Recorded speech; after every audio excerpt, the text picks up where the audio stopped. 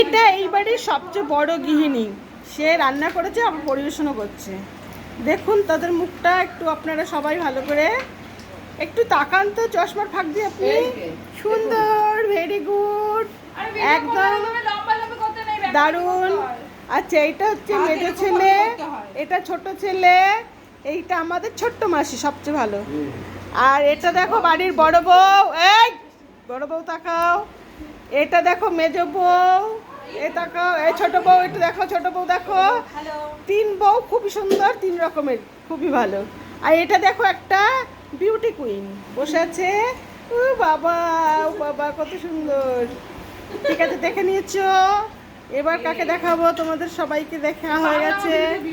এইটা এইটা হচ্ছে আমাদের রান্নাঘর। হ্যাঁ, এইটা আমাদের ঠাকুরের ঘর। ওখানে আমার বাবারও ছবি আছে, তোমাদেরকে দেখাতে পারি।